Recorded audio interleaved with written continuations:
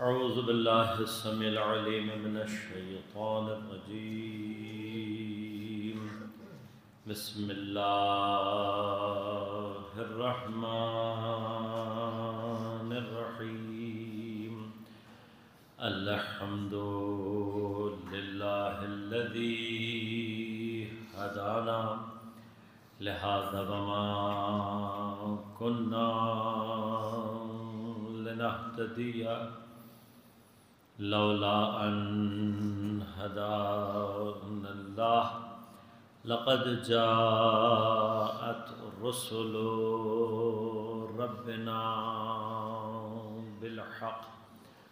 الصلاة والسلام على رسول المسدد المصطفى الأمجد المحمود الأحمد أبي القاسم محمد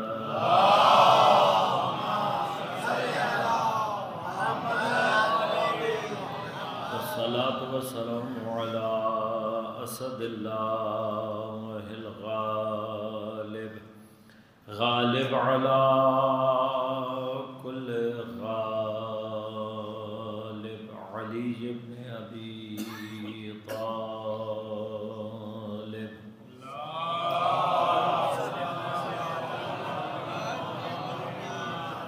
والصلاة والسلام على سيدة المعصومة المظلومة الطاهرة البتول بضعة الرسول فاطمة الزهراء سيدة نساء العالمين.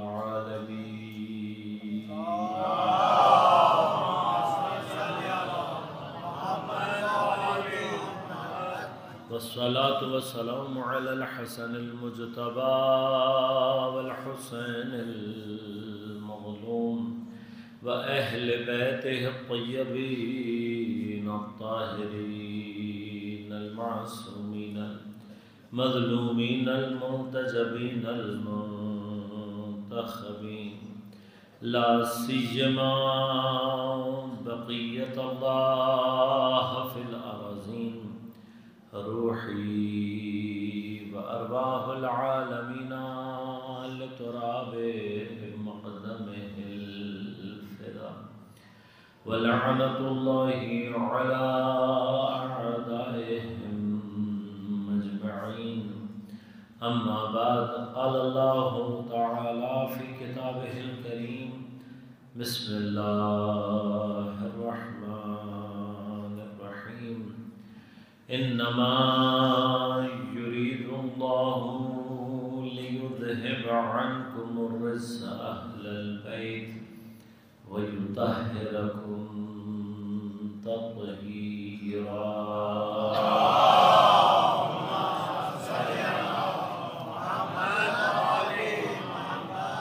مومنین کرام، سامعین محترم، عزیزان گرامی قدر، ایام شہادت مظلومان حضرت زہرا سلام اللہ علیہا کے سلسلے میں ان 5 روزہ مجالس میں مقام طہارت اور لقب طاہرہ جناب سیدہ سلام اللہ علیہا کا اس ضمن میں ہماری گفتگو کا سلسلہ جاری ہے۔ سرنامہ کلام کے طور پر آئے تطہیر کو آپ کی خدمت میں تلاوت کیا۔ آپ کی خدمت میں عرض کیا کہ جو مقامات قرآن کریم متعارف کرواتا ہے، جن کا تعارف کرواتا ہے قرآن، اور پھر اگر ان مقامات کا تعلق معصومین علیہم السلام سے بھی ہو تو پھر وہ اپنے ظاہری معنی سے ماورا، اس سے بیونڈ کوئی ایک ایسا مقام اور مرتبہ ہے کہ جس کو عام عقول سے درک کرنا ممکن نہیں۔ لہذا یہ اپنی جگہ ایک بحث ہے، قرآن فہمی اپنی جگہ ایک بحث ہے۔ ایک دنیا ہے جو یہ ادعا کرتی ہے، یہ دعویٰ کرتی ہے کہ بھئی قرآن ہمارے لیے نازل ہوا ہے، ہم ہی کو سمجھنا ہے قرآن، تو کسی اور سے سمجھنے کی کیا ضرورت ہے؟ البتہ یہ دعویٰ خود قرآن کے مخالف ہے، اس لیے کہ سورہ مبارک آل عمران کی 7ویں اور 8ویں آیت میں اللہ نے بہت واضح اور صراحت کے ساتھ فرمایا کہ اس کی آیات میں کچھ محکمات ہیں اور کچھ متشابہات، اور بہت صراحتاً اللہ نے فرمایا کہ متشابہات وہ آیات ہیں کہ جن کی تعویل یا اللہ جانتا ہے یا وہ لوگ کہ جو کہ راسخون فی العلم، ان کو چھوڑ کر اگر کوئی متشابہات کی طرف جا رہا ہے تو وہ ان افراد میں سے ہے کہ جو چاہتے کیا ہیں کہ فتنے کو برپا کریں۔ بس قرآن واضح طور پر یہ بتا رہا ہے کہ اگر قرآن فتنہ گروں کے ہاتھ میں چلا جائے تو یہ اس ٹیکنالوجی کی مانند ہے جو انسانیت دشمن کے ہاتھ میں چلا جائے تو سوائے موت کے کچھ اور ہاتھ نہیں۔ گرچہ ہر نعمت کے لیے یہ بحث اسی انداز سے جاری ہے، میں نے پہلے بھی اشارہ کیا، ہر نعمت اگر خدا کی طرف لے جانے کا باعث بن رہی ہے تو نعمت و رحمت، اور اگر خدا سے دوری کا باعث بن رہی ہے تو نقمت ہے اور زحمت، لہذا اس میں قرآن بھی شامل ہے۔ اور پھر قرآن بہت واضح طور پر یہ فرماتا ہے کہ اس قرآن کی آیات شفا ہیں للمؤمنین وما یزید الظالمین الا خسارا، اگر ظالم قرآن تک پہنچے گا تو قرآن سوائے خسارے کے اس کے اندر کسی اور چیز کو اضافہ نہیں کرتا۔ لہذا جب یہ دعویٰ کر رہا ہے کوئی بھی شخص اور یہ کہہ رہا ہے کہ ہمارے لیے قرآن کافی ہے، تو خود قرآن کہہ رہا ہے کہ میں تمہارے لیے کافی، تو یہی قرآن کی آیت سمجھ لی ہوتی تو اتنا نہ بہکتے۔ لہذا قرآن آگے بڑھ کر کہتا ہے فَاسْأَلُوا أَهْلَ الذِّكْرِ إِن كُنتُمْ لَا تَعْلَمُونَ، اہل ذکر سے جا کر پوچھو اگر تم جاننے والے نہیں ہو۔ علامت موضوع چونکہ نہیں ہے، آیت اپنی جگہ پر ابحاث ہے کہ ہماری اوقات ہی لا تعلمون ہے، اس لیے کہ دنیا میں آتے ہیں تو اللہ تعالیٰ کہتا ہے واللہ اخرجکم من بطون امہاتکم لا تعلمون شیئا، تم دنیا میں آتے ہو تو تمہاری حیثیت کیا ہوتی ہے؟ کچھ بھی نہیں جانتے، اور جب دنیا سے جا رہے ہوتے ہیں تو کیا حیثیت ہوتی ہے؟ تو جس کی ابتدا بھی جہالت ہو انتہا بھی جہالت ہو، وہ اگر اپنے لیے کہیں تصور بھی کرے کہ میں راسخون فی العلم ہو سکتا ہوں تو یہ حماقت پر حماقت تو ہو سکتی ہے، ہدایت نہیں ہو سکتی۔ لہذا قرآن بہت واضح طور پر، اب جب قرآن یہ کہہ رہا ہے تو ساتھ ہی ساتھ قرآن نے کہیں نہیں کہا کہ یہ قرآن تم اجمالی طور پر پڑھ لو، یہ قرآن تمہیں ہدایت کے راستے تک لے جائے۔ اگر قرآن نے اس بحث میں بھی کوئی بات کی ہے تو کیا کہا ہے؟ افلا یتدبرون القرآن، تم قرآن کے اندر تدبر کیوں نہیں کرتے؟ اب یہ تدبر کس چڑیا کا نام ہے؟ یہ کیا ہے بالآخر؟ اکثر ہمارے بچے بھی ہم سے سوال کرتے ہیں کہ مولانا تدبر کیا ہے، کیا کریں قرآن کے ساتھ؟ تدبر کسے کہتے ہیں؟ تدبر بنیادی طور پر اس ہنر کا نام ہے کہ انسان الفاظ سے آگے بڑھ کر کچھ تلاش کرنے کی کوشش کرے۔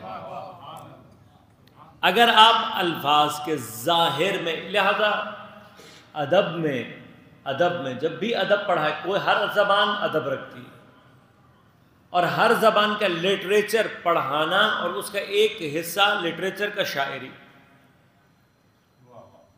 تو ہمارے معمولاً معذرت کے ساتھ یہاں پہ مقصد توہین یا جسارت نہیں ہے، طبیعت اور مزاج کا بھی مسئلہ ہے کہ جو لوگ ضرورت سے زیادہ سائنٹیفک نیچر کے ہوتے ہیں ان کی معمولاً ایستھیٹکس جو ہوتی ہیں وہ اتنی پاورفل نہیں ہوتی، تو ان کو یہ شعر ویر سمجھ میں زیادہ نہیں آتا۔ دلچسپی نہیں ہوتی. اچھا، اگر دلچسپی نہیں ہے تو اس کا مطلب یہ نہیں ہے کہ آپ کے لیے تدبر کا کوئی راستہ یا تدبر کی کوئی اور جہت نہیں ہے. ہر علم میں اگر آپ سائنس کے اسٹوڈنٹ بھی ہیں تو آپ کو جو تجربہ کرایا جا رہا ہوتا ہے، آپ کو جو ایکسپیریمنٹس کرائے جا رہے ہوتے ہیں، آپ کو اگر آپ کیمسٹری پڑھنے والے ہیں تو وہ جو چھپے ہوئے کیمیکلز ڈھونڈنے کا طریقہ آپ کو سکھایا جا رہا ہوتا ہے. اگر آپ فزکس کے اسٹوڈنٹس ہیں تو وہ جو چھپی ہوئی طاقتوں کو ڈھونڈنے کا طریقہ آپ کو دکھایا جا رہا ہوتا ہے، اور بار بار آپ کو یہ سمجھایا جا رہا ہوتا ہے کہ ضروری نہیں ہے جو دکھائی دے رہا ہو وہی حقیقت ہو. یہ سارے کا سارا پروسیس جتنا بھی ہے یہ کیا ہے؟ تدبر ہے. اب یہ ہر جگہ ہے. قرآن آپ سے جب تدبر کی، مجھ سے جب تدبر کی بات کرتا ہے تو کوئی نئی بات نہیں ہے. یہ وہی scientific Discovery, observation, experiment, beyond reality جانے کا معنی ہے، یا بیونڈ جو جنرل آبزرویشن ہے اس کا نام ہے کہ آپ جو جنرل آبزرویشن ہے اس سے آگے جا سکیں. یہ اتنی ہی سی بات ہے کہ سیب گرتے ہوئے ساری دنیا نے دیکھا. جو تدبر کر لے وہ اتنا سا مرحلہ ہے. سوچنے والے کے لیے دنیا ہے، غور کرنے والے کے لیے دنیا ہدایت ہے. اب آپ سوچیں نا، ہمیں ہمیشہ یہ کہا جاتا ہے کہ سیب تو سب کے سامنے گر رہے تھے، اوپر سے چیزیں ساری دنیا کے سامنے گر رہی تھیں، لیکن اس کے اوپر یہ سوچنے والا کہ یہ اوپر سے نیچے ہی کیوں آیا، اوپر ہی کیوں نہیں چلا گیا، ہوا میں ٹھہر کیوں نہیں گیا، جو دو باتیں سوچنے، ذرا سا تدبر اس نے سوچا، علم اور ہدایت کا ایک دروازہ اس کے سامنے کھل گیا. اب سوال یہ پیدا ہوتا ہے کہ ایک ایسا کامن فینومینا جو حضرت آدم کی خلقت سے لے کر اب تک روزانہ ہزاروں مرتبہ پیش آتا ہے، اس کامن فینومینا میں اگر کوئی تدبر اور تفکر کر لے اتنا بڑا سائنسدان بن جاتا ہے. اور اگر کوئی اللہ کے کلام میں تدبر کرنے لگے تو خود تصور کرنے کی بات ہے نا، وہ جگہ، وہ کلام کہ جو آیا ہی ہدایت کے لیے ہے. تو اب اس سے ہدایت کو اخذ کرنے کے لیے تدبر کا پہلا مرحلہ کیا ہے کہ ہم الفاظ سے آگے بڑھنے کی کوشش کریں. الفاظ سے آگے بڑھنے کا طریقہ کیا ہے؟ ایک طریقہ یہ کہ یہی لفظ کیوں استعمال کیا گیا، الفاظ کی یہ چینش، الفاظ کا یہ جو ترتیب ہے، یہ ترتیب ایسے ہی کیوں اختیار کی گئی. کل میں نے اشارہ کیا کہ اللہ تبارک و تعالی اگر آیہ تطہیر میں صرف طہارت کو ہی ملحوظ خاطر رکھتا تو یہ کہہ دینا کافی تھا کہ انما یرید اللہ لیطہرکم تطہیرا. اے اہل بیت، اللہ نے تمہارے لیے پاک کرنے کا تمہارے ارادہ رکھا ہے، جیسا پاک رکھنے کا حق ہے بات ختم ہو جاتی. لیکن اللہ تبارک و تعالی جو تمام حکمتوں کا خالق ہے، جو تمام علم کا خالق ہے، جو خود عین علم ہے، جب وہ بات کر رہا ہے اور اس چیز کو ملحوظ رکھ رہا ہے کہ میں طہارت سے پہلے یہ بات کہوں لِیُذْهِبَ عَنْکُمُ الرِّجْسَ، کہ اے اہل بیت میں تم سے پہلے کیا مرحلہ ہے نا کہ تم سے میں رجس کو دور کروں، وَيُطَهِّرَكُمْ تَطْهِيرًا، رجس کو دور کر کے. بس یہ رجس کی دوری تطہیر کا وہ مقدمہ ہے کہ جس کے بغیر کبھی بھی طہارت اپنے آپ کو ظہور نہیں دے سکتی، اصلا ممکن نہیں ہے. اور یہ اذہاب رجس، یہ اس برائی کا، یہ اس گناہ کا، یہ اس ناپاکی کا دور ہو جانا، اسے اصطلاح میں تزکیہ کہتے ہیں. اب یہ تزکیہ کم ترین اثر تزکیے کا، هو الذی بعث فی الامیین رسولا منہم یتلو علیہم آیاتہ ویزکیہم ویعلمہم الکتاب والحکمہ. پروردگار جس نے امیین میں سے ہی رسول کو مبعوث کیا، تلاوت کرتا ہے ان کے اوپر آیات کی. اب آیت کی تلاوت کا کوئی اثر ہے جو کسی کو تزکیے کی منزل پر لے آتا ہے. بس تلاوت سننا، تلاوت سمجھنا ایک کامن عمل ہے. یہ سب کے علامت کافر بھی سنے گا، مشرک بھی سنے گا، منافق بھی سنے گا. یہ جو سارا معاشرہ تلاوت سن رہا ہے، کیا یہ سارے کا سارا تزکیے کے لیے آمادہ ہوگا؟ نہیں ہوگا۔ تب یہیں سے فرق ہونا شروع ہو گیا۔ پس مومن کون ہوگا؟ کہ جو تلاوت سننے کے بعد تزکیے کے لیے آمادہ ہو۔ اس عمل، یہ بنیادی ترین عمل، یہاں سے بھی کیا چاہیے؟ جو چیز تلاوت تزکیے کے لیے آمادہ کرے گی وہ بھی بغیر تدبر کے ممکن۔ لہذا ہم نے سیرت پیغمبر میں، تاریخ اسلام کے ابتدائی دور میں ایک بڑی تعداد کو پیغمبر کے اطراف میں دیکھا۔ ان میں سے بہت سارے ایسے ہیں کہ جو شاید قرآن کو حفظ کرنے پر انہوں نے اپنے آپ کو معمور بھی کیا اور یقیناً قرآن کو حفظ کیا بھی۔ ایک بڑی تعداد ہے، ابتدائی اسلام میں ہی یہ تعداد ہزاروں افراد میں چلی گئی۔ سوال یہ پیدا ہوتا ہے، ان ہزاروں میں ابو ذر کتنے بنے ہیں؟ ان ہزاروں میں سے سلیمان، ان ہزاروں میں سے مالک اشتر، ان ہزاروں میں سے جناب میسم، کتنے افراد ہیں؟ بس قرآن کی تلاوت، قرآن کا حفظ، یہ سب موجود ہے، لیکن ان میں سے جو چیز کسی اور کو جدا کر رہا ہے وہ کیا ہے؟ یہ سارے کے سارے افراد کہ جو شاخص ہو کر، نمایاں ہو کر ظہور کر رہے ہیں، یہ وہ افراد ہیں کہ جو کون ہیں؟ انہی قرآن کی آیات میں حفظ سے زیادہ، اس یعنی ذہنی حافظے اور حفظ سے زیادہ عمل کی صورت میں قرآن کو حفظ کر رہے ہیں، جو قرآن کی چلتی پھرتی تفسیر بن رہے ہیں۔ حافظ ہو گیا ہے لیکن قرآن کی اسی آیت کو نہیں سمجھ رہا کہ قرآن کہہ رہا ہے افلا یتدبرون القرآن، تم قرآن میں تدبر کیوں نہیں کرتے؟ قرآن نے کہیں پر یہ نہیں کہا کہ تم قرآن کو حفظ کیوں نہیں کرتے۔ کیوں؟ اس لیے کہ یاد رکھے گا قرآن اپنی حفاظت کے لیے حافظوں کے حافظے کا محتاج نہیں ہے۔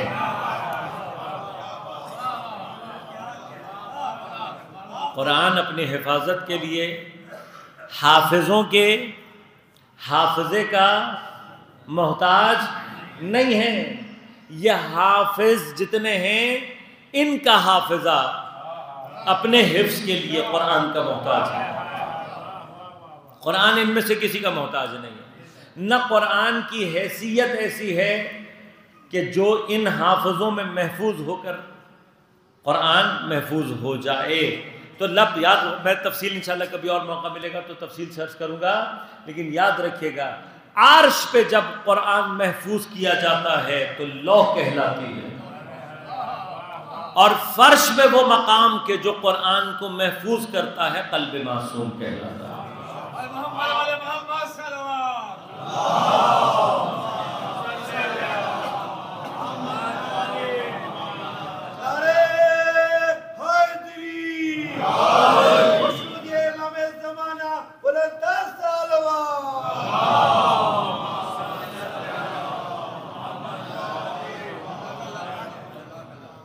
لہذا اسی لیے اللہ تعالیٰ نے کیا فرمایا کہ اس کو نزل بہی علی قلبک، جبرائیل نازل ہوتا ہے قرآن کے ساتھ، کہاں؟ علی قلبک، اے میرے حبیب تمہارے دل پہ۔ اللہ نے تنزیل ہے کہاں؟ علی قلبک، اے میرے حبیب اس قرآن کو نازل کیا گیا پہاڑوں پر نہیں۔ تم غار ہرا تلاش کر رہے ہو، تم کوئی اور پہاڑی تلاش کر رہے ہو، یہ جتنی بھی جگہ ان میں سے کوئی چیز نہیں ہے۔ قرآن نے واضح طور پر کہہ دیا نا، اِنَّا عَرَضْنَا الْأَمَانَةَ، ہم نے اس امانت کو پیش کیا تھا زمین اور آسمان پر، فَأَبَيْنَا، انہوں نے انکار کر دیا، کیونکہ تحمل نہیں کر سکتے۔ جب قرآن کہہ رہا ہے کہ یہ تحمل نہیں کر سکتے تو اب سوچو نا کہ اس کا مطلب یہ ہوا وہ قلب، اس کا مطلب زمین و آسمان سے زیادہ وسعت بھی رکھتا ہے اور طاقت بھی رکھتا ہے۔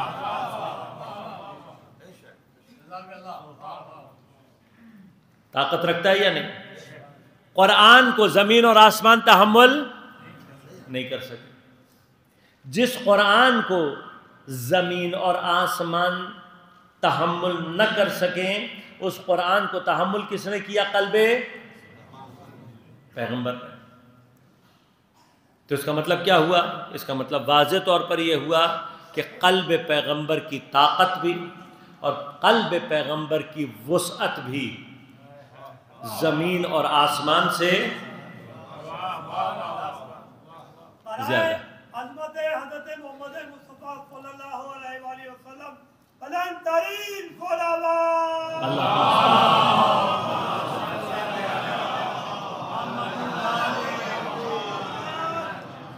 تو مجھے 1 منٹ کے لیے سوچ کر یہ بتائیے کہ اگر قلب پیغمبر کی وسعت زمین اور آسمان سے زیادہ ہے تو کیا معراج کے لیے پیغمبر اس آسمان سے پرے کہیں جائیں گے کہ پیغمبر کو معراج عطا ہو، یا ارض و سما پیغمبر کے پاس آئیں گے تاکہ انہیں معراج نصیب ہو؟ بھئی معراج کے کانسیپٹ کو سمجھنے کے لیے حدیث کا سہارا لے لیتے. پیغمبر نے مومن کے لیے کیا کہا کہ مومن کی معراج کیا ہے؟ نماز. اب چونکہ تمہاری نماز ظاہری جھکنے اٹھنے بیٹھنے کے درمیان میں پھنسی ہوئی ہے، لہذا تمہیں آج تک سمجھ میں نہیں آیا کہ اصل معراج کیا ہوتی ہے. بھئی نماز مومن کی معراج ہے تو یہ معراج کیسے حاصل ہوتی ہے یہ وہی بتائے گا جس کو قرآن نماز پڑھنے والا کہتا ہے. اب مجھے تو نہیں پتا کہ نماز پڑھنے والا کون ہے، لیکن اللہ نے یقیناً جب نماز پڑھنے والوں کی کوئی کیٹیگری بتائی ہے تو سارے ہی نماز پڑھنے والے ہیں، لیکن بعض کو اللہ نے کہا ویل للمصلین. کچھ نمازیوں کے لیے اللہ نے کہا کیا ہے؟ ان کے لیے تباہی ہو، ان کے لیے جہنم ہو. یہ بھی تو پتا ہے نماز پڑھنے والے ہیں. ایک یہ ہے، اور ایک وہ ہے کہ جس کو اللہ ولی کہہ کر اپنی ولایت کے طول میں وہاں رکھ رہا ہے کہ اگر اوپر کی طرف جانا ہے تو جب تک اس کے دروازے پر نہیں آؤ گے اوپر کی ولایتوں تک پہنچ ہی نہیں سکتے. طول ولایت کو بیان کیا یہ کہہ کر انما ولیکم اللہ ورسولہ والذین آمنوا الذین یقیمون الصلاۃ ویؤتون الزکاۃ وہم راکعون. بس ہر آدمی مصلی ہے، نماز پڑھنے والا ہو سکتا ہے، لیکن ایک نماز پڑھنے والا کون ہے جس کو اللہ کہہ رہا ہے تمہارے ولی صرف اللہ ہیں، رسول ہیں. بھئی رسول بھی تو نماز پڑھتے ہیں نا، لیکن رسول کے لیے نہیں کہا. وہ جو تیسرا ولی ہے اس کے لیے کہا کہ جو تیسرا ولی ہے وہ کون ہے؟ ایمان لانے والا ہے، نماز پڑھنے والا ہے. تو اب یہاں سے پتہ لگے گا کہ نماز مومن کی معراج کیسے ہوتی ہے. اس مصلی کے ساتھ جتنی تمہاری نماز ملتی چلی جائے گی اتنی معراج خود بخود حاصل ہوتی جائے گی. لہذا بھی مرحلہ کیا ہے؟ یہ جتنے بھی مقامات عرض کر رہا ہوں یہ کیا مرحلہ ہے کہ ہم نے نیچے سے اوپر کی طرف جانا. یہ ہمارا مسئلہ ہے. معراج ہمارے لیے نیچے سے اوپر جانے کا نام ہے، ہمارے لیے ہے. جو پہلے ہی سے اوپر ہو اس کے لیے معراج کا معنی رکھے گا. کبھی معراج انشاءاللہ موقع ملے گا تو عرض کروں گا آپ کی خدمت میں کہ معراج آیا پیغمبر کی معراج خود پیغمبر کے لیے معراج ہے یا اس مادے کے لیے معراج ہے کہ جس کو یہ شرف حاصل ہوا ہے کہ نور محمدی عالم مادہ میں جس کے ساتھ متصل ہو کر اپنا جسد خاکی، اپنا ظہور خاکی پیدا کرتا ہے، یہ اس مادے کے لیے معراج کا مرحلہ ہے. تو انشاءاللہ کبھی موقع رہا تفصیل سے آپ کی خدمت میں عرض کروں گا مقامات. لیکن مرحلہ کیا عزیزو؟ طہارت کے لیے ضروری کیا ہے؟ پہلے تزکیہ. اب یہ تزکیہ ہر طرح کے رجس، ہر طرح کی کثافت سے دوری کرنا. کل آپ کی خدمت میں عرض کیا کہ طہارت کا عام معنی ہم باہر سے دیکھ رہے ہوتے ہیں.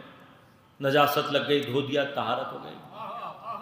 کوئی حدث ہمارے اوپر طاری ہو گیا، وضو کر لیا، غسل کر لیا، پاک ہو گئے. کل میں نے اشارہ کیا تھا کہ اگر طہارت اسی کا نام ہے تو کافر کو غسل دلا کر پاک کر دو، پاک نہیں ہوگا کافر۔ کیوں؟ اس لیے کہ آپ طہارت کو فقہی اعتبار سے باہر سے لے کر آ رہے ہو، جبکہ فقہ میں بھی مسئلہ کیا ہے؟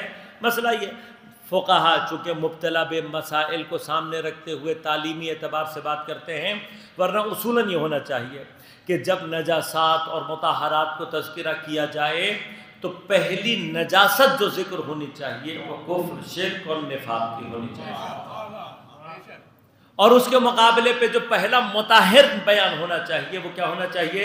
اسلام۔ ترتیب کے اعتبار سے ہمارے ہاں پانی، مٹی، آگ، ہوا بیان کرتے کرتے آخر میں جا کر ہم کیا کہتے ہیں؟ اسلام۔ جبکہ طہارت کا جو اصل ہے شروع کہاں سے ہونا چاہیے؟ اسلام سے۔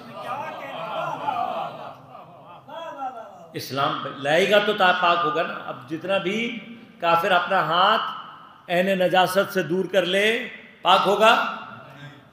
کیوں؟ ابھی یہ خود عین نجاست ہے، یہ خود عین نجاست ہے، یہ خود عین نجاست ہے۔ باقی جتنی بھی عین نجاسات ہیں چونکہ ارادہ اور اختیار نہیں رکھتی لہذا وہ استحالے سے پاک ہوتی۔ مشکل بات کر دی میں نے۔ استحالہ کیا ہوتا ہے بھائی؟ استحالہ یہ ہوتا ہے کہ جب کوئی چیز اپنی حالت کو تبدیل کر لے۔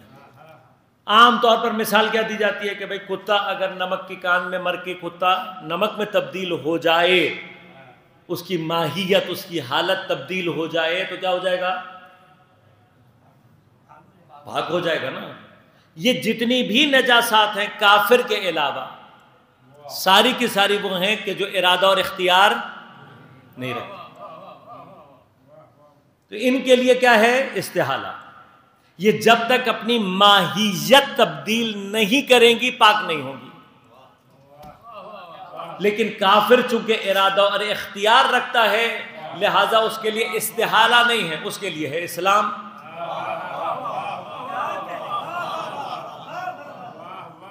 اس کے لیے کیا ہے؟ اسلام۔ اب یہاں سے ایک مسئلہ آپ تک پہنچا رہا ہے، اس کا معنی کیا ہوا؟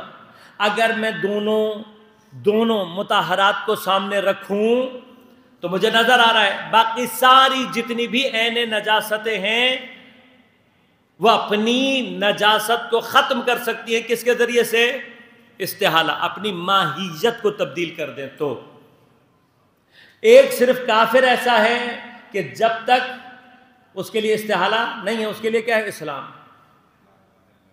باقی تمام کی تمام تبدیل ہو رہی ہیں استحالے سے۔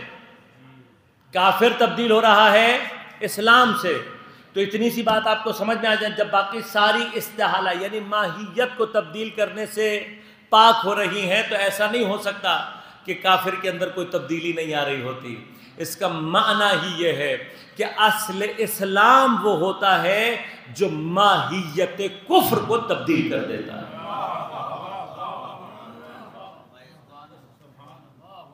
ماہیت کفر کو تبدیل کر دیتا ہے۔ اگر ماہیت کفر تبدیل نہ ہوئی ہو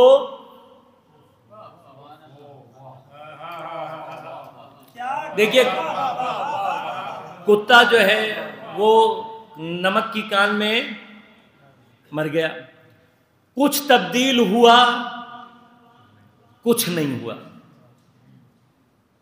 تو اب جب تک اس کے وہ اجزاء جو تبدیل نہیں ہوئے ان اجزاء کے ساتھ ملے رہیں گے جو تبدیل ہو گئے، یہ اٹیچمنٹ بھی ان باقی اجزاء کو پاک نہیں ہونے دے گی۔ ضروری کیا ہے؟ ضروری یہ ہے کہ جب یہ تبدیل ہو رہا ہے تو ایک ذرہ بھی اصل کا باقی نہ رہے۔ کافر جب تک کفر کی ماہیت اس کے اندر سے ختم نہیں ہوگی مسلمان۔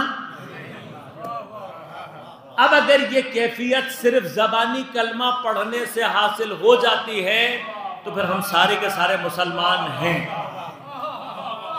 لیکن اگر صرف کلمہ پڑھنے سے نہیں ہوتی تو جب تک ہمارا عمل یہ ثابت نہیں کرے گا کہ ہمارے اندر سے کفر ختم نہیں ہوا، اس وقت تک یہ تزکیہ حاصل نہیں ہوگا۔ لہذا اصل اب ہم نے کہاں پہ کرنا ہے؟ جہاں پر اس کا معنی کیا ہے کہ ہمیں اپنے ایمان، اپنے اسلام پر مطمئن ہو کر بیٹھے رہ جانا کہ چونکہ میں مسلمان گھرانے میں پیدا ہو گیا اس لیے میں مسلمان ہوں، تو کہیں ایسا نہ ہو کوئی نجاست کفر و شرک میرے اندر باقی رہ گئی ہو۔ جب تک یہ باقی ہے تب تک اصل طہارت اسلام، ظاہری فقہی احکامات تو جاری ہو جائیں گے، اس سے بحث نہیں، لیکن وہ اصل طہارت اس کو حاصل کرنے کے لیے ضروری کیا ہے؟ بس یاد رکھیے گا، اس کا معنی یہ ہے کہ طہارت فروعات میں آنے میں، فروعات کے مرحلے میں بعد میں ہوتی ہے، اصول دین میں پہلے ہوتی ہے۔ اب اصول دین میں ہو سکتا ہے کہ توحید کلیئر ہو، نبوت کلیئر نہ ہو، نبوت کلیئر ہو جائے امامت کلیئر نہ ہو، امامت کلیئر ہوئی بھی ہو قیامت کلیئر نہ ہو، کوئی ایک اصل دین بھی اگر کلیئر نہیں ہے تو ہم مسلمان کیسے ہو سکتے ہیں مجھے نہیں پتا۔ مجھے صرف اتنا معلوم ہے کہ اصول اور فروع کا ایک بنیادی فرق یہ ضرور ہے کہ اگر فروع میں کوئی ایک چیز نہ بھی ہو باقیوں کے اوپر اثر انداز نہیں ہوتی۔ میں نے روزہ رکھا ہوا تھا، نماز قضا ہو گئی نہیں پڑھی تو میرا روزہ باطل نہیں ہوگا۔ واجب روزہ تھا نہیں رکھا واجب روزہ، لیکن نماز پڑھ رہا ہوں تو اس کے چھوڑنے سے نماز باطل۔ لیکن اصول میں یہ نہیں ہوتا۔ اصول میں کیا ہے؟ کوئی ایک اصل بھی اگر مشکل کر رہی ہے باقی تمام کا کوئی فائدہ۔ لہذا پہلا تزکیہ جو کرنا ہے وہ اپنے عقائد میں کرنا ہے۔ عقائد کا تزکیہ، عقائد کے مرحلے پر جب تک شرک و کفر و نفاق و شک و تردید کا، ریب کا، ہر طرح کا کانٹا نہیں نکلے گا اس وقت تک عقیدہ پاک نہیں ہو سکتا۔ جب تک عقیدہ پاک نہ ہو بندہ کیسے پاک ہو جائے گا یہ مجھے سمجھ میں۔ لہذا غور کیجئے گا، طہارت کے مرحلے پر جو باقی مراحل ہیں وہ بعد میں ہیں۔ جو سب سے پہلا مرحلہ ہے طہارت کا وہ کیا ہے؟ طہارت کا سب سے پہلا مرحلہ یہ ہے کہ عقیدے کے اعتبار سے، ایمان کے اعتبار سے انسان کے اندر کیا پیدا ہو؟ طہارت۔ لہذا اہل بیت اطہار کی محبت کو جو اللہ نے ایمان کا جز قرار دیا ہے اس کی وجہ کیا ہے؟ اس کی وجہ یہ ہے کہ اگر یہ محبت صحیح معنی میں قلب میں ہو اس کا اثر یہ ہوتا ہے کہ یہ انسان کے ایمان کو پاک کر دیتی ہے۔ اب یہ طہارت یہاں سے حاصل ہوگی تو مرحلہ کیا ہے؟ طہارت کو اب ہم نے باہر سے نہیں دیکھنا، اندر سے دیکھنا ہے۔ اب یہ اندر کہاں، میں اس تفصیل میں بحث میں نہیں جاؤں گا، نہ میرے پاس وقت ہے نہ گنجائش ہے۔ مرحلہ کیا، یہ طہارت شروع کہاں سے ہوگی؟ ایمان سے۔ ایمان کا موطن، ایمان کا وطن، ایمان ہوتا کہاں ہے؟ یہ بھی تو اپنی جگہ ایک سوال ہے۔ ایمان ہوتا کہاں ہے؟ ایمان کا تعلق نفس سے نہیں، ایمان کا تعلق عقل سے بھی، ایمان کا تعلق ہے قلب سے۔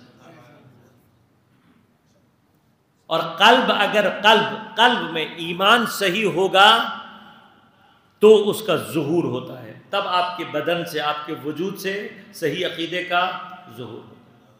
لہذا اب طہارت اگر شروع ہونی ہے تو تزکیہ بھی کہاں سے شروع ہوگا؟ یعنی جب تک قلب پاک نہیں ہوگا ایمان آ نہیں سکتا۔ جب تک ایمان نہیں آئے گا عقل پاک نہیں ہوگی، عقل پاک نہیں ہوگی نفس پاک نہیں ہوگا، نفس پاک نہ ہو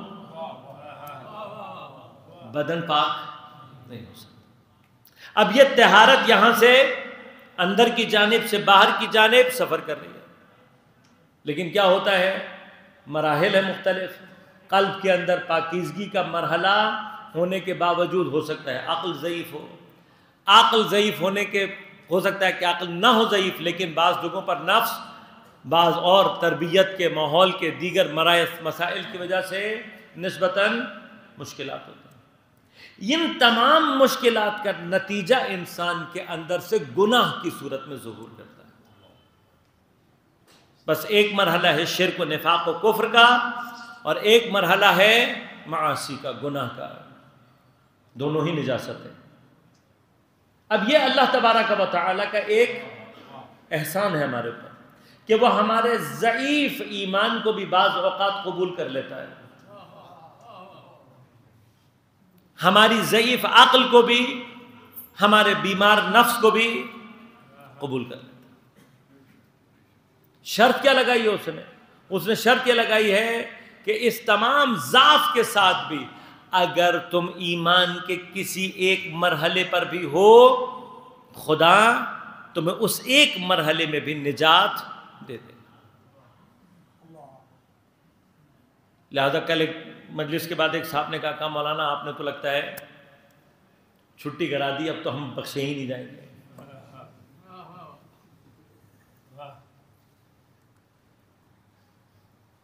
اس لیے ڈراتے ہوئے ہمیں بھی ڈر لگتا ہے، بہت زیادہ ڈر جائے تب بھی خطرناک ہو جاتا ہے، تو اتنا ڈرنے کی ضرورت نہیں ہے۔ یہ یاد رکھیے گا، امتحان کے جس مرحلے پر بھی آپ نے اپنے ایمان کی حفاظت کی ہے وہ خدا کے نزدیک سب سے زیادہ ارزش اور قدر ہے۔ اصل امتحان کا فلسفہ یہ، لہذا کچھ چیزوں کا اطمینان تو قلب میں ہے ہمارے، کم از کم ہم قیامت کے دن خدا کو یہ تو کہہ سکتے ہیں پروردگار پاکستان میں شیعوں کو جس طریقے سے مارا گیا، جس طریقے سے ہمارے ساتھ سلوک کیا گیا امتیازی، یہ سب کچھ کرنے کے باوجود بھی کتنے قدم کے فاصلے پر ہے، ساری اپرچونٹیز سب کچھ موجود ہے نا۔ بھئی بحث ساری کیا چل رہی ہے، علی کی محبت سے ہاتھ اٹھا دو تو نہ دھماکہ ہوگا، نہ کوئی اور، نہ راستہ روکا جائے گا۔ بھئی پھر ہر چیز موجود ہے آپ کے لیے، ہر فیسلٹی ہو، پھر آپ اسی ملک کے اندر صرف علی کے محبت سے ہاتھ اٹھا لیں تو جتنا بڑا آپ کا دہشت گردی کا اڈا ہو وہ پراپر یونیورسٹی کہلانے لگے گا۔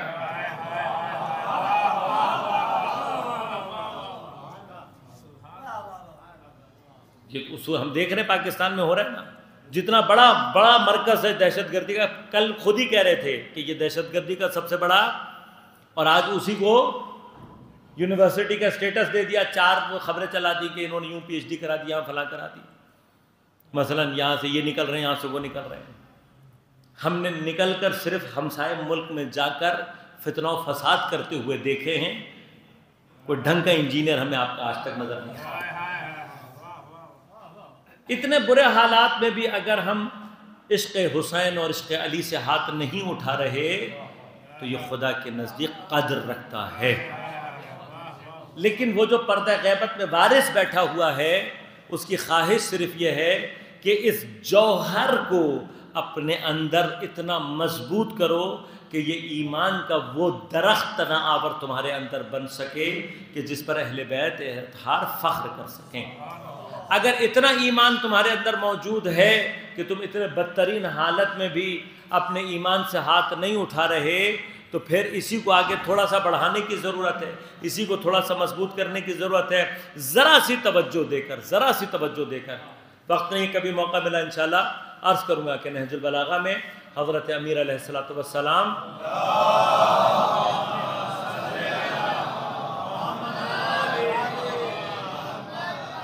280 سم تھنگ نمبر ہے حکمت کا، میں مجھے ایگزیکٹ نمبر یاد نہیں ہے، عجیب انداز سے امام نے گفتگو کی ہے۔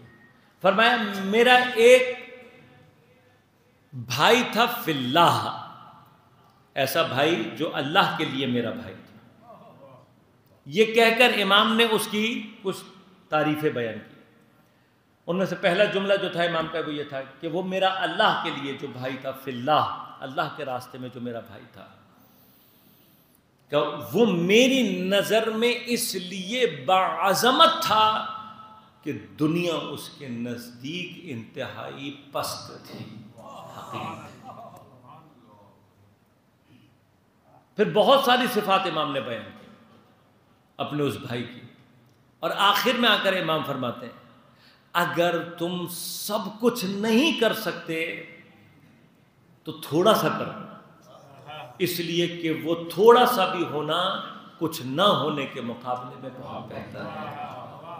کبھی موقع ملے انشاءاللہ، اور اسی یہ جو حکمت ہے اس کو کبھی آپ کے لیے بیان کروں اور معنی کروں تو تفصیل سے معنی کروں گا، صرف آج خلاصہ بیان کر رہا ہوں ایک بات کا، کہ یہ جو سارا امام نے بیان کیا ہے، میرا ایک بھائی تھا، یہ طرز ہوتا ہے نہج البلاغہ میں، بلاغت و فصاحت میں ایک طرز بیان ہوتا ہے، یعنی امام کیا کہہ رہے ہیں، کہہ رہے ہیں یہ جو میں بیان کر رہا ہوں نا تمہیں چیزیں، اگر یہ تمہارے اندر پیدا ہو جائیں تم فی اللہ میرے بھائی بن جاؤ گے۔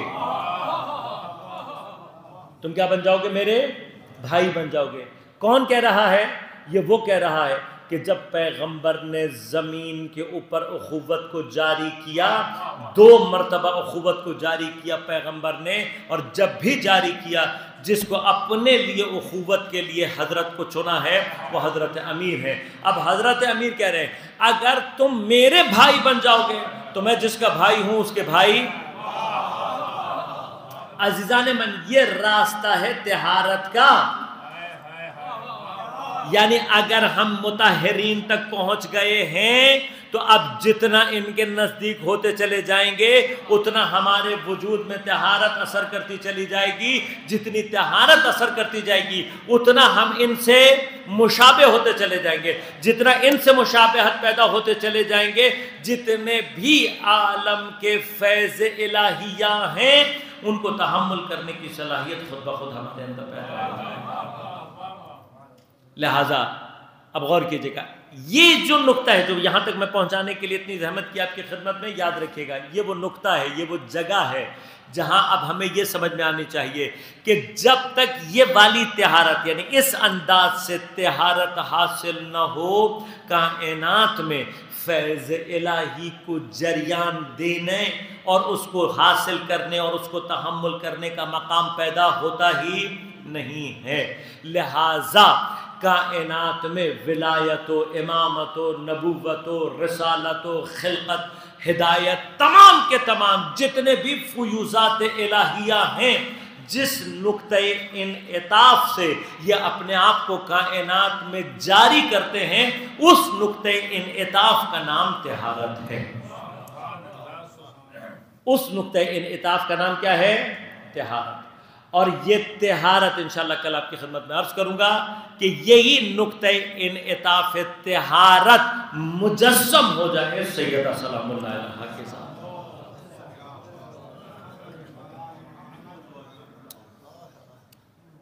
لہذا اس اعتبار سے تمام ولایت جس نقطے سے اپنے آپ کو کائنات میں جاری کرتی ہے وہ ذات جناب سیدہ سلام۔ لہذا یاد رکھیے گا جس قلب میں سیدہ کی محبت نہ ہو وہ کبھی طہارت کی منزل حاصل کرے گی۔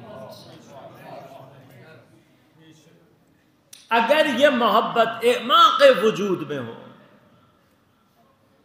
قلب کی گہرائی میں کہیں لاشعور کے اس پنہاں ترین خانے میں بھی پڑی ہو کہ جو حیات میں ایک مرتبہ ظہور کر لے، اس طہارت کے اندر اتنی قوت ہے کہ لعنت اللہ علیہ کی صف سے کسی کو نکال کر علیہ السلام کی صف میں پہنچا۔ اس چیز کو ظہور دیا ہے کربلا میں جناب حر نے۔ یہ جو جناب حر، اب جناب حر کا واقعہ میں زیادہ تفصیل میں نہیں جاؤں گا، وقت میرے پاس نہیں ہے۔ یہ جسارت ہے جو جناب حر نے کی ہے، سید الشہداء کے گھوڑے کی لگام پر ہاتھ ڈالنا۔ اس کا مطلب سمجھتے ہیں آپ؟ امام حسین اس وقت زمین کے اوپر خدا کا وہ نمائندہ ہیں کہ جس طرف حسین کا رخ ہے خدا کے دین، خدا کے آئین کا، خدا کا نمائندہ ہے، خلیفۃ الارض ہے، اور حضرت کے گھوڑے کی لگام پر ہاتھ ڈال دینا کوئی چھوٹا مرحلہ، لیکن آج تک آپ نے سنا کہ اہل بیت اطہار سے کسی نے کیسی ہی بدسلوکی نہیں کی؟ کبھی امام نے پلٹ کر کسی کو ایسا کہا جیسا حر کو کہا؟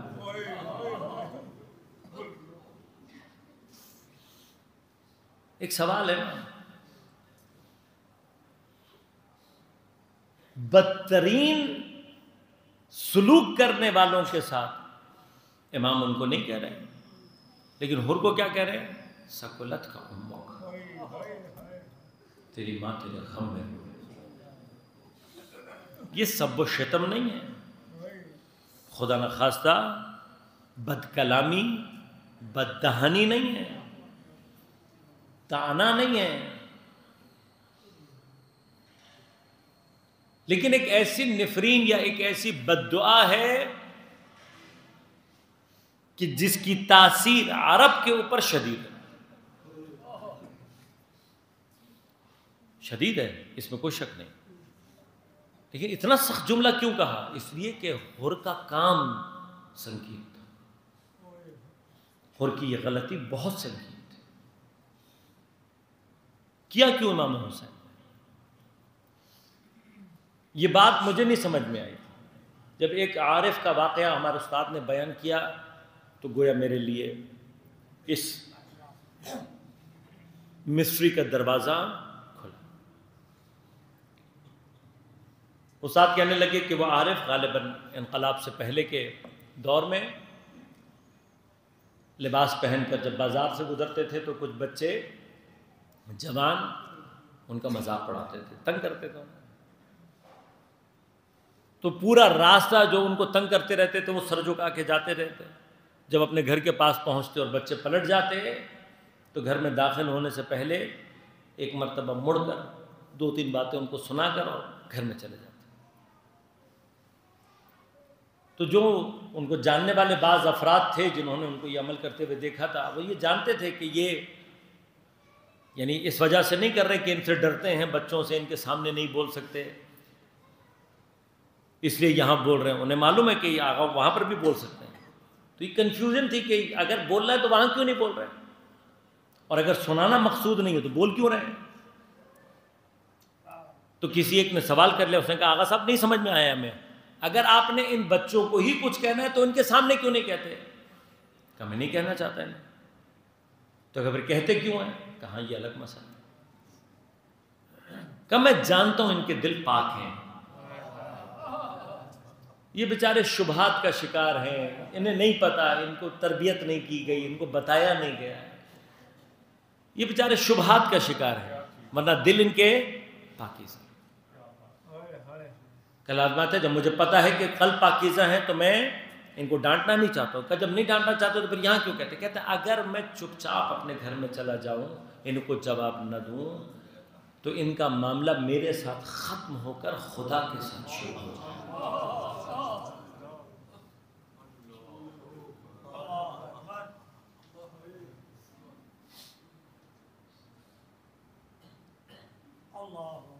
آپ کسی کی اہانت کریں اور وہ اگر خاموشی سے چلا جائے تو ڈریں، یہ مت سوچیں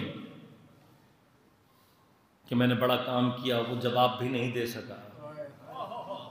اگر وہ چپ رہ گیا ہے، عین ممکن ہے آپ کا حساب خدا کے ساتھ کھل جائے۔ خدا اپنے معاملات میں تو ریلیکسیشن کرتا ہے، بندوں کے معاملات میں ریلیکسیشن۔ لہذا بعض روایات بھی اس بات پر تائید میں موجود ہیں کہ ائمہ نے اپنا حق واپس کیوں نہیں لیا، مانگا کیوں نہیں۔ اس کی ایک ریزن یہ بھی ہے کہ دشمنان خدا کا عذاب بڑھانے کے لیے جب تک حق وہ خود لا کر واپس نہیں کریں گے یا حق نہیں پہنچے گا، عذاب کا کھاتا ان کے لیے کھلا رہے گا۔ اب مجھے نہیں پتا کہ فدق کھانے والوں کے ساتھ قیامت کے دن کیا ہوگا۔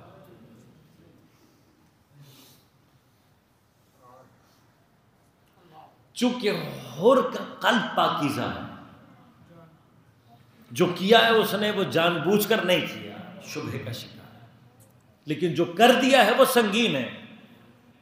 لہذا حسین حر کا معاملہ یہی ختم کرنا چاہتے ہیں، لہذا حسین علیہ السلام نے اس کی بات کا اتنا ہی سخت جواب خود دے دیا تاکہ جو بھی معاملہ ہے حر اور حسین کے درمیان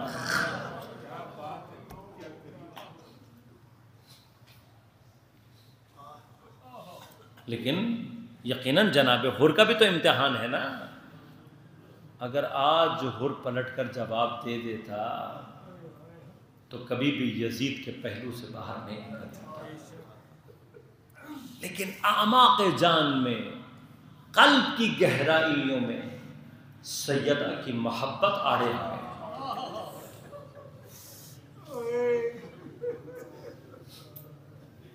غیظ کے عالم میں جواب دینے پر اختیار بھی رکھتا ہے۔ کیا کہہ رہا ہے؟ کہہ رہا آپ کی جگہ کوئی اور ہوتا تو وہ جواب، کیا کروں آپ کی ماں سیدۃ النساء۔ لہذا عرفاء علماء فرماتے سیدہ کی یہ محبت تھی جو حر کو یا جناب سیدہ یا فاطمہ الزہرا یا بنت رسول اللہ یا قرۃ عین الرسول یا سیدتنا و مولاتنا ان توجہنا واستشفعنا توسلنا بک الی اللہ۔ جناب سیدہ ہمارا آپ کے علاوہ کوئی آسرا ہے ہی نہیں، بی بی آپ کے علاوہ آج تک کسی کو پکارا نہیں۔ بچپن سے ماں نے سکھایا ہے گرہ نہ کھلو بی بی کی نظر مارو۔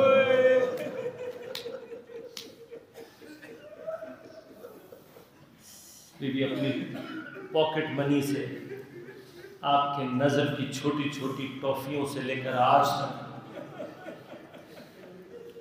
ہمارا تو آسرا ہی آپ۔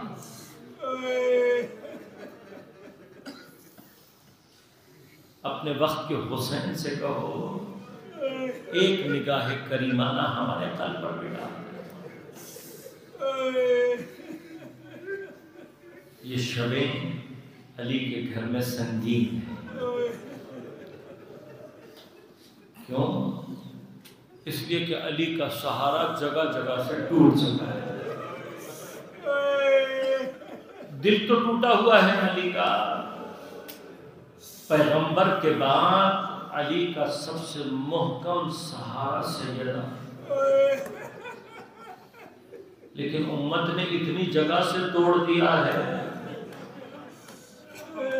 کہ اب تو بی بی سیدھی کمر کر کے چل بھی نہیں سکتی۔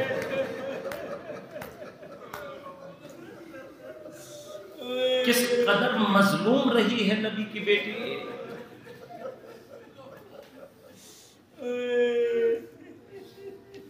امام علی نہج البلاغہ میں جس وقت پیغمبر کو دفن کر رہے ہیں فرماتے ہیں یا رسول اللہ صبر جمیل ہے لیکن آپ کی جدائی پر نہیں، جزا فضا چیخنا چلانا قبیح ہے لیکن آپ کے اوپر نہیں۔ سیدہ کیسے صبر کر لے؟ جانتی ہے سیدہ کہ حضرت کی شہادت کائنات کا کتنا بڑا نقصان ہے، اور پھر اپنے سامنے ہونے والے ولایت کے اوپر مظالم کو دیکھنے کے بعد امت سے کیا چاہتی ہے؟ صرف رونا ہی تو چاہتی ہے۔ اس پر بھی آ کر امت کیا کہہ رہی ہے؟ یا علی زہرا سے کہو یا دل میں رو لیا کرے یا رات میں رو لیا۔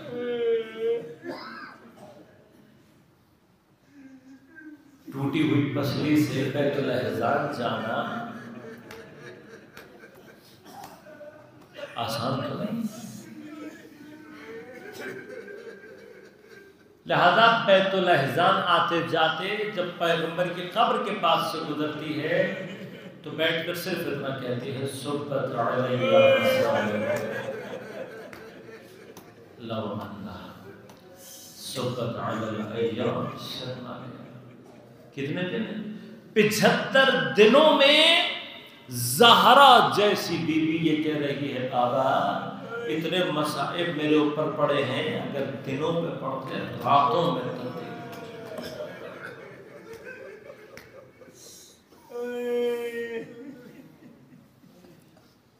ایک تحقیق کی کچھ محققین میں کہ ہر ماں کو اپنے بچوں سے پیار ہوتا ہے، لیکن سب سے زیادہ ماں کس بچے سے پیار کرتی ہے؟ اکثر خواتین نے کہا جب بچہ ماں کے پیٹ میں ہوتا ہے اس وقت جتنی محبت ماں کرتی ہے اس سے زیادہ. کیوں؟ اس کے دل کے دھڑکنے کے ساتھ ماں کے دل کی دھڑکن چلتی ہے، اپنے وجود سے سینچ کر اسے پال رہی ہوتی ہے. دیکھا نہیں ہوتا لیکن چونکہ اپنے اندر پال رہی ہوتی ہے لہذا جو محبت ہوتی ہے سیدہ اپنی یہ محبت پہ لے کر خدا کے دربار میں کھڑی. جب پہلو ٹوٹا تو محسن بھی ثابت ہو کر شہید ہو گیا. جو ظالم نے تازیانہ بازو پر مارا تو پھر ہاتھ اللہ اکبر کے لیے کانوں تک نہیں پہنچا. اور بعض روایات کے مطابق ظالم نے جو تمانچہ مارا تھا تو آنکھ کا گوشہ متورم ہو چکا. جتنا علی سے چھپا رہے ہیں مولا جانتے ہیں. لہذا ایک دن آ کر بیوی سے کہہ رہے ہیں اے نبی کی بیٹی میں نے ام ایمن سے درخواست کی ہے مجھ سے تمہاری تکلیف نہیں دیکھی جاتی، میری خاطر ہی صحیح، میری خاطر صحیح، پر کیا کرو اتنا کر لو ایک دن آپ ام ایمن کو گھر کا کام کرنے دو، ایک دن آپ خود کر لینا. آج ہی کا کوئی ایسا دن ہوگا. ام ایمن کی باری ہے. ایک مرتبہ جب گھر میں داخل ہوئی تو دیکھا کہ گھر میں صفائی ہو چکی ہے، کھانا پہلے سے تیار رکھا ہوا ہے. ایک مرتبہ کہا بی بی آج تو میری باری تھی. کہا ام ایمن پتہ نہیں میں دوبارہ علی کے گھر میں صفائی کروں.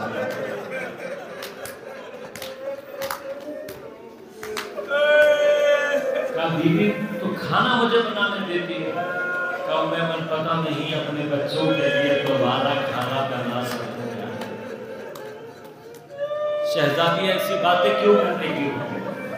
کہا ام ایمن بس بابا سے ملاقات کی گھڑیاں نزدیک ہیں،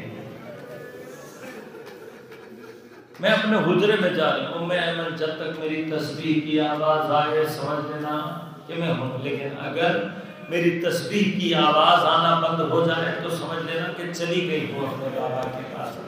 لیکن ام ایمن میرے بچے بھوکے پیاسے آئیں گے، پہلے میرے بچوں کو کھانا کھلا دینا. مجھے نہیں پتا ام ایمن حجرے کے باہر بیٹھ کر یہ انتظار کی گھڑیاں جناب ام ایمن پر کیسے یقیناً دعا کر رہی ہوگی بی بی کہ کاش یہ تسبیح کی آواز نہ رکے. لیکن بس عزیزو وہ وقت آ گیا جب کائنات سے تسبیح زہرا جاری کرنے والی خود زہرا کی آواز آنا بند ہو گئی. ام ایمن ایک مرتبہ طلب کر گئی، دیکھا مصلی پر قبلہ رخ لیٹی ہوئی ہے شہزادی، نبضیں رک چکی ہیں، سانس نہیں آ رہا. خود ام ایمن تڑپ کر رونا چاہتی ہے. جب ایک مرتبہ دروازے پر طرق الباب ہوا، جا کر دیکھا حسنین آئے ہیں، لیکن آج عجب حال ہے، بال بکھرے ہوئے ہیں، سروں پر خاک ہے. کہا شہزادوں یہ حال کیوں بنایا ہوا ہے؟ بس اتنا پوچھا اماں کہاں ہے؟ کہا حجرے میں ہیں، آپ پہلے کھانا کھا لیں. بھئی یہ جملہ سننا تھا. شہزادوں نے ایک مرتبہ بیوی کو دیکھا اور دیکھ کر کہا اماں ام ایمن آپ جب سے ہمارے گھر آ رہی ہیں کبھی آپ نے ایسا دیکھا کہ ہم نے اپنی ماں کے بغیر کھانا کھایا ہو؟ بھئی یہ سننا تھا. ام ایمن کی بھی ہمت جواب دے گئی، شہزادوں کو سینے سے لگا کر رو کر کہتی ہے ارے کھانا کھلانے والی لیکن بس ایک مقام پر یہ کہوں گا، میں کہوں گا شہزادوں، ماں کی شہادت کی خبر سنگین ضرور ہے، لیکن آپ کو پیار کرنے والے بہت سارے لوگ موجود ہیں۔ آپ کی بھوک اور پیاس میں وہ شدت نہیں ہے۔ ارے حسین کی سکینہ کربلا 3 دن کی پیاس، باپ کی کچلی ہوئی لاش، کوئی تماچے لگا رہا۔